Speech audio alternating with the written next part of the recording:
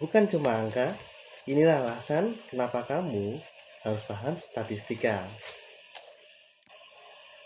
Halo semuanya, selamat datang di channelku. Dan di video kali ini kita akan membahas tentang pengantar statistika, mulai dari definisi, ruang lingkup, dan peran pentingnya dalam dunia penelitian. Buat kamu yang sedang belajar statistika, yuk simak sampai habis ya. Video ini tidak dibuat sendirian ya teman-teman.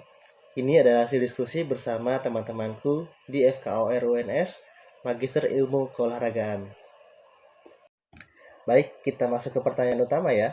Kenapa sih kita harus belajar statistika? Statistika adalah ilmu yang mempelajari tentang cara untuk mengumpulkan data, mengolah, menganalisis, dan menyajikan data tersebut, sehingga informasinya bisa digunakan untuk pengambilan keputusan. Statistika bukan cuma angka ya teman-teman, ia adalah cara berpikir berbasis bukti. Dan ini sangat penting di dunia akademik dan penelitian sebagai dasar pengambilan keputusan yang tepat dan terukur.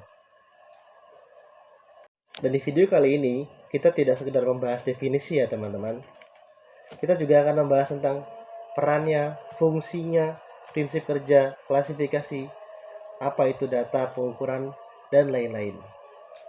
Oke, sebelum masuk ke statistika, kita perlu tahu dulu nih, apa sih itu statistik? Statistik dalam pengertian sempit adalah sebuah data. Namun dalam pengertian secara luas, ia adalah alat untuk pengambilan keputusan. Kumpulan dari berbagai macam data ini akan dipelajari sebagai informasi untuk pengambilan keputusan dalam ilmu statistika.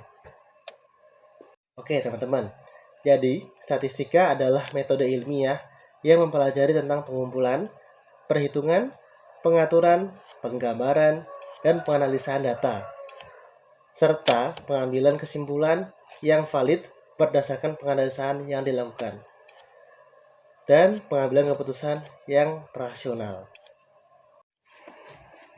Statistika berperan untuk menentukan langkah dalam mengambil keputusan berdasarkan data. Ia juga diperlukan dalam pengelolaan data dari serangkaian tes yang dilakukan, dan juga sebagai evaluasi dari hasil atau hipotesis yang akan diuji. Selain berperan penting, statistika juga memiliki fungsi.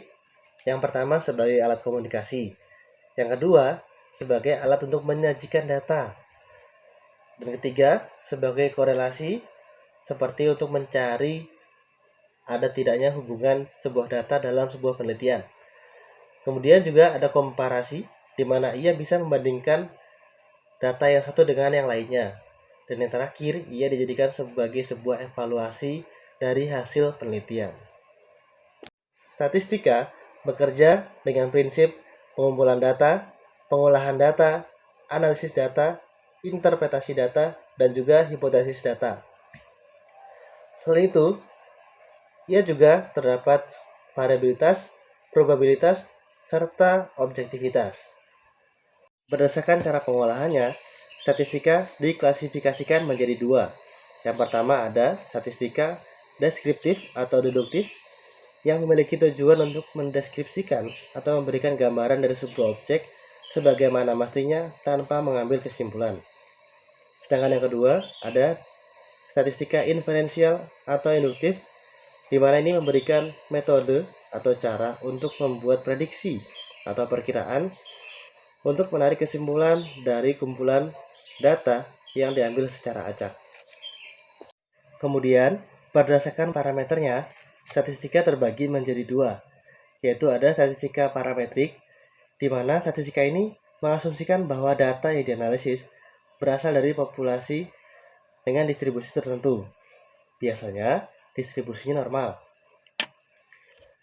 Statistika ini menggunakan parameter seperti mean dan juga standar deviasi untuk membuat inferensial tentang populasi.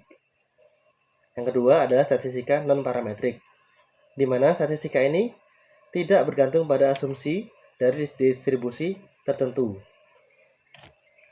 Biasanya, statistika ini digunakan jika data tidak berdistribusi normal. Berikutnya adalah klasifikasi statistika berdasarkan skala. Skala itu terbagi jadi 4 ya teman-teman.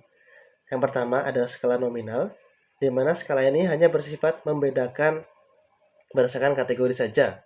Contohnya seperti jenis kelamin dan warna. Yang kedua yaitu ada skala ordinal, di mana data yang diperoleh nantinya akan diklasifikasikan ke dalam sebuah kelompok dan diberi kode secara hierarki. Contohnya adalah ranking atau peringkat. Skala yang berikutnya adalah skala interval, di mana skala ini memiliki jarak yang sama antara kategorinya. Contoh adalah pengukuran suhu yang dinyatakan dalam satuan Celcius. Skala yang keempat yaitu adalah skala rasio, di mana skala ini adalah tingkat pengukuran paling tinggi.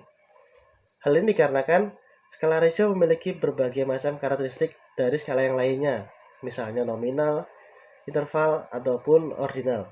Dan juga ia memiliki nilai nol mutlak. Ini sangat berguna untuk analisis statistik.